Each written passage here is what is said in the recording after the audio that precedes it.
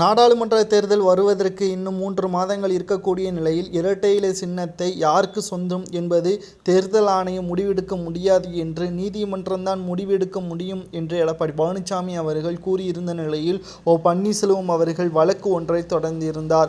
இந்த வழக்கின் இறுதி முடிவில் பன்னீர்செல்வம் அவர்களுக்கு சாதகமாகத்தான் தீர்ப்பு வரும் என்றும் தற்பொழுது கூறப்படுகிறது. அதிமுகவின் ஒருங்கிணைப்பாளர் என்ற முறையில் கட்சியில் இருந்து பன்னீர்செல்வம் அவர்கள் நீக்கப்படவில்லை. மேலும் நீக்கப்பட்டதற்கான ஆதாரங்களும் எதற்காக நீக்கப்பட்டார் என்ற அனைத்து தரப்புகளும் ஆதாரத்துடன் நீதிமன்றத்தில் சமர்ப்பிக்க முடியாத நிலையில் எடப்பாடி பழனிசாமி அவர்கள் பொதுச் செயலாளராக இருந்தாலும் ஒருங்கிணைப்பாளர் பதவிதான் அதிமுகவின் மிக முக்கியமான பதவி என்றும் தற்பொழுது கூறியுள்ளார். வேட்பாளர்களுக்கு பிஃபார்மில் கையொப்பமிடுபவர் ஒருங்கிணைப்பாளர் தான் என்றும் இரட்டை இலை சின்னத்தை அவர்தான் யாருக்கு கொடுக்க வேண்டும் என்பதை முடிவு செய்ய முடியும் என்றும் தற்பொழுது நீதிமன்றம் கூற இருப்பதாக ஓபிஎஸ் அவர்களின் வழக்கறிஞர் ராம்குமார் அவர்கள் தெரிவித்துள்ளார்.